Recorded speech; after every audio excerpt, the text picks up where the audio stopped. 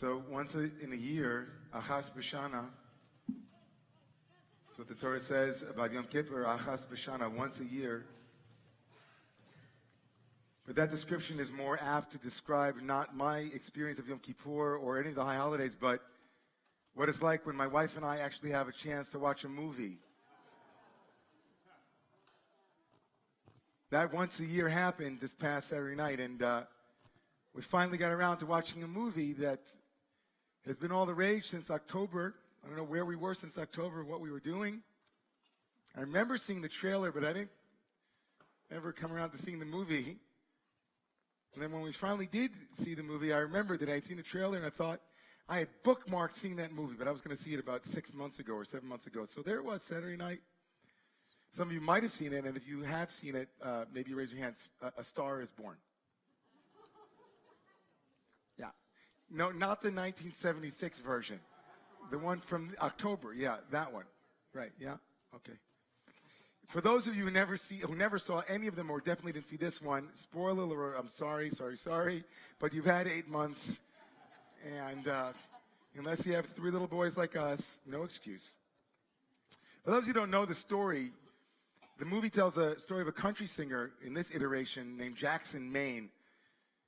He's played by Bradley Cooper, and he meets a struggling songwriter played by Lady Gaga, whose name is Allie. That's the name of the character, Allie and Jackson. They have this chance encounter one night when Jackson has just finished performing in front of literally tens and thousands of people as a musician, as a country pop singer, and he's made his way looking for more booze because he's addicted. He's popping pills, living with a deep void. And in his search for another bar to continue his drinking and aesthetic, he stumbles into a bar where there's a kind of cabaret, there's an amazing thing going on, and he meets Allie. Jackson meeting Allie becomes what catapults Allie as a character into fame. And we're led to feel that there's a hopeful ending to the story, that it could all turn out all right, but of course it doesn't. But at the center of the pivot in the movie, where the energy of the movie elevates and intensifies, accelerates, where everybody jumps in, is where Allie reveals to Jackson, Allie, the struggling waitress cum star, reveals to this star descending from fame and fortune, reveals to him in an empty parking lot, late in the morning, her gifts. She's just written a song, and it's a song that begins with a duet, with a conversation between Allie and Jackson.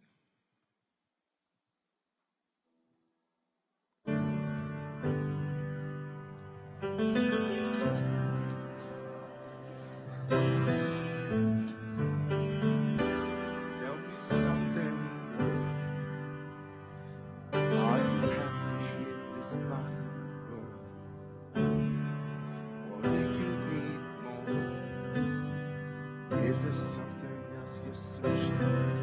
You know this, right?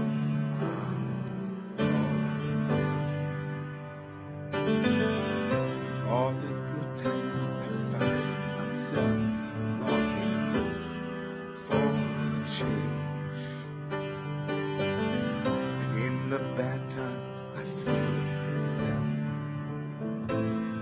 Oops. Tell me something, boy. Are you tired trying to fill that void? Or do you need more? Ain't it hard keeping it so hardcore? I'm falling. In all the bad times I fear myself, longing for change. And in the bad times I fear myself. I'm off the deep end, watch as I dive in. I'll never reach the ground. Crash through the surface where they can't hurt us. We're far from the shallow now.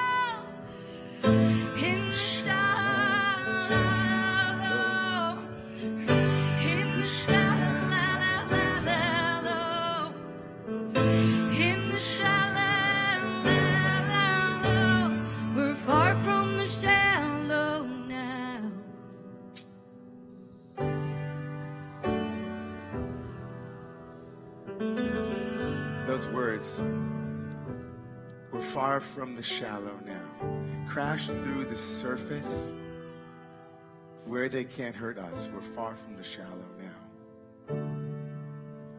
These two characters who are playing with what it is to be seen and known. These two characters who are playing with what it is to have into me you see, intimacy. One of them standing in front of hundreds of thousands of people, who knows, but hiding behind a surface as a performer, but on the inside, there's a void. And the other one who has been rejected because of her surface, because of how she looks, in the way that the entertainment judges women, who has a gift deep on the inside that has to be surfaced. One diving deep, the other rising high to break the surface. They meet. And this conversation happens between the two of them. I'm falling in love. I'm falling into depth. And then this phrase, crash through the surface where they can't hurt us. We're far from the shallow now. I tell you, it isn't often that I hear a song and it stays with me in the way this one did, and I couldn't stop thinking about it and crying into it and thinking about it and crying into it and thinking, why am I crying so much about this song? And why are we playing it on a loop over and over again? Over and over again. We must have listened to it, my wife and I must have been 1,000 times. And it is, of course, because it's a beautiful piece of art. It's a work of art. It's crafted with such texture, and the music and the way that the instruments and the vibrato and the forte, and it's all amazing, but it's that line that I kept coming back to. Crash through the surface where they can't hurt us. We are far from the shallow now. And it really had me thinking about the question of surfaces and depths. And it had me thinking, of course, about this bigger question, which is there something in these lines that is archetypally something that all of us need to know? Is Allie singing and Jackson singing, or Bradley and Lady, and who knows, are we singing this song in some way? Does it resonate? Because there is a nugget of truth here that is absolutely perennial, it is timeless, and it is spaceless, it is everywhere. The ki'ilu omek shel hadvarim, it's the depths of the words, and I mean that in both ways. And so when I open up tomorrow morning's Parshat HaShavua, when I open up the Torah wisdom tomorrow morning, there's also shallow and there's deep. The Torah itself also has shallow and deep. And so I'll describe the shallow, and then hopefully we'll be far from the shallow in 5 minutes. The shallow tomorrow morning is the end of the book of Leviticus. The third of the 5 books of Moshe come to a close with a scary parasha, a couple of chapters of the Bible that you might want to skip. The Torah tells us on the shallow surface that God is making a t'nai, a conditional statement with the people of Israel. If you keep my Torah like good little boys and girls, then it's going to be great. But if not, no good. A quid pro quo God.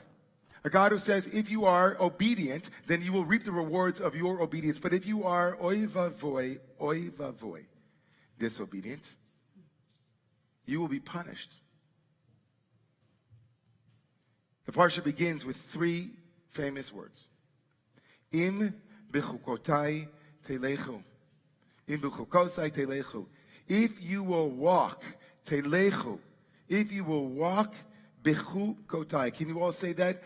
Bechukotai. If you will walk bechukotai, if you will walk in my laws, the word in Hebrew, chok, is a law. If you will walk in my laws, the Torah says, it'll be good. But the mystical masters have another reading of these 3 words, as you can imagine. As we crash through the surface, where those words can't hurt us, we're going far from the shallow. Within a story about service and depth, the word chok, law, is also a small world, because the word chok, which means law, if you will walk in my laws, also means inscribed, engraved. Laws were engraved on stone. But engraving is not writing. Writing is on the surface. When you write a ketubah, it is written on the surface. The pen, the writing instrument moves, glides across the surface, but that's not chakika. Kitiva, writing, is not chakika. Chok, law, chok, that particular word in Hebrew for law means something that is deep. It's embedded, it's a groove, it goes underneath the surface. Im b'chukoktai telechu is, if you will walk with me in the deep place. If you will find the deep pattern, if you will be below the surface, if you will crash through what it appears to be, what the universe appears to be, what life appears to be, if you will break through, if you will be with me, if you will be with yourselves, if you will look for depth, if you will be those who are calling forth that which is not visible, not obvious, that which can't be known in one glance or one look, but has to be explored. Deep diving on humans, on issues, in communities, in relationships. Crash through the surface in bichukotai, if you will walk with me in deep relationship. The Hasidic mystical masters are imagining a God who says, enough with the superficial small talk. Here we are alone, you and I, in an empty parking lot, and I want you to show me your deep place. Show me where it moves. Show me the grooves that have been in your life. Show me your depth. What an amazing turn on that word. Not if you will be obedient little girls and boys, but if you will be men and women, people, humans who look for the depths. And maybe that's the reason why it comes at the end of the book of Leviticus, a book dealing with rules and laws. And the most salient, memorable feature of the whole book is a disease that afflicts humans on their skin. Original skin is seeing surfaces. Everywhere a surface. Kiddushim to you, be holy, says the Torah, means be deep. Don't be phony deep. Deep for the sake of deep. Deep for the sake of cool. But deep from a place of mystery and curiosity deep. And God says, don't just do that with humans. Maybe do it with me. Maybe with me herself, the Divine One says, will you let me run deep in you, in your bones? Will you let me into those places? What a remarkable injunction. A primary commandment. On a Shabbat and on a weekend when we will lift up one of the most thorny political and communal issues of our time, Israel in the American Jewish landscape. Imagine a world where we say to people, I'm walking and marching with the land of Israel, with the state of Israel this coming Sunday. And if you want to know why, it's deep. It's deep. If you want to know why, let's talk. It's complicated because things that are complicated are in the depths. The depths hold nuance. The depths can hold pain and pleasure. But if you want me to give it to you on one foot right now on the surface, I don't want to live in surfaces. I won't say anything. Imagine that with people. Imagine that with relationships. Say to somebody, listen, you have a very complicated relationship with your parents. It's like, it's deep. It's deep. You want the surface? Or do you want the depths? Community is no different. You join a community. You come to shul on a Friday night, on a Saturday morning, the rabbi is there for you. A member of the community is there for you. Why do you join a community? Well, you can list off all the things that you read on the membership packet. You see, it's right here. I joined the community because the membership brit, the covenant says, right here, I'm entitled to 2 tickets. I'm going to have pastoral care. I'm going to, right, membership is all about what I get. Is that deep? You joined a community because it touched you somewhere in here. You said, you know what? If I don't join, I'm not a model of what it is to step in. If I don't pay dues, there won't be a Roman move. I don't know what I get for it, but I know what I've gotten from it. I don't know what I'm getting for it, but I know what I've gotten from it. And so because of that, I wanted to be here for a long time. It hit me deep. It crashed through my surfaces. It opened me up. That's worth the price of admission. That's membership. It's not quid pro quo instrumentality. It's not a gym membership. It's not a car dealership. It's a community. A community that disappoints sometimes and sometimes elevates. A community that is complicated because in the chukotai telechu, crash through the surface where they can't hurt us. We are far from the shallow now. In the chukotai telechu. Imagine a world like that, because we are living in surfaces, friends. Our world has become a place where complicated international treaties used to be delicately handled and nuanced, but now they get tweeted out. We live in surfaces. Celebrities are just people who just know how to get everybody to look at them, at their surfaces. It's just surfaces everywhere. I was privileged to grow up in a house with very strong paternal figures, very strong women in my house. My mother, she lived and be well. My sister Bettina and Amara. But at the head of the house was my grandmother, my mother's mother, Ellie, and her two sisters, the remarkable Gertrude, Aunt Gert, and her sister, the youngest, Corinne, whom we lovingly called Cookie. All three women were remarkable. All three were leaders, strong, wise, patient, loving, considerate.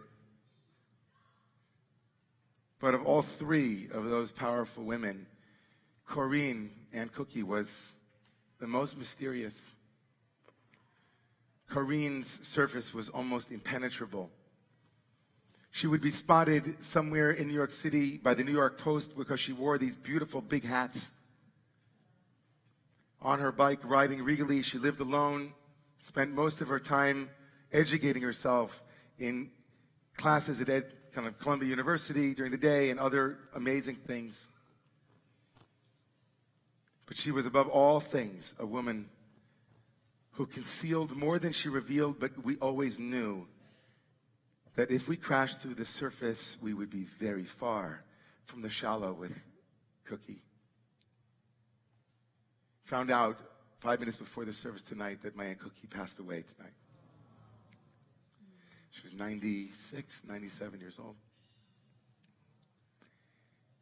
And so I'm thinking about you, Cookie.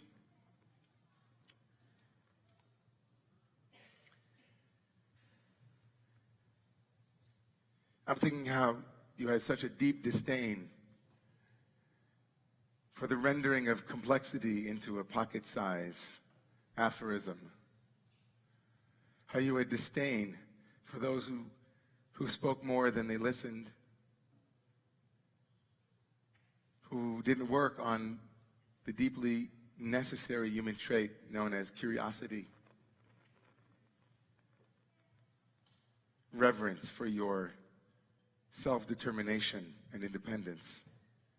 Reverence for your brilliance and wisdom.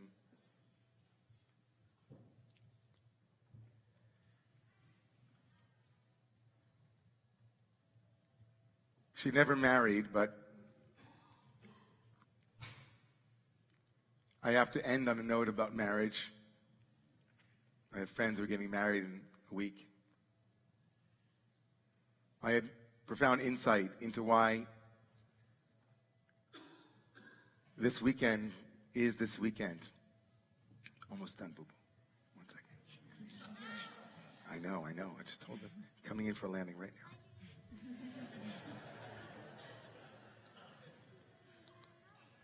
So, tomorrow night is Yom Yerushalayim. Tomorrow night is Yom Yerushalayim. Tomorrow night's Yom Yerushalayim. It's the day that we celebrate Jerusalem. And I don't want to be political, but I want to say that when Jerusalem was destroyed,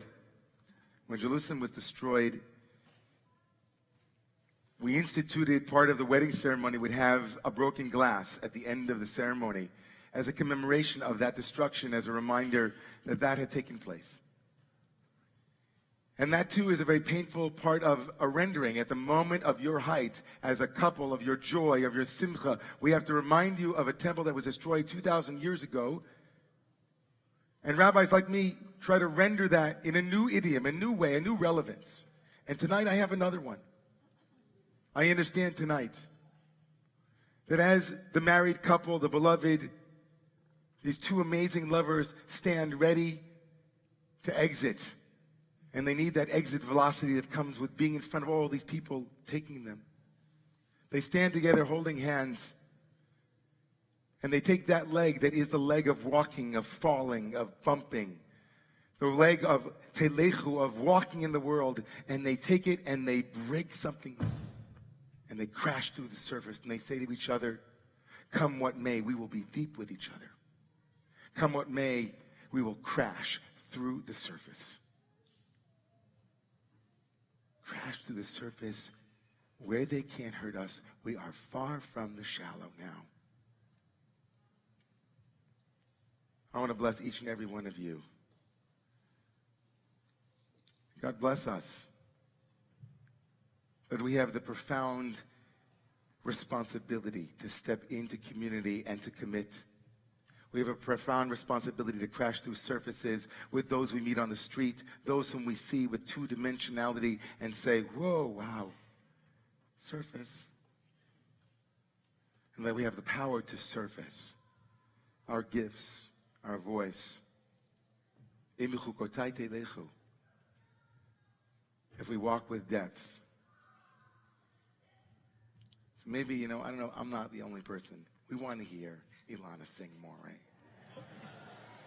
So, just take us home with the rest of that song, because everybody knows. If you all can rise up, go rise up.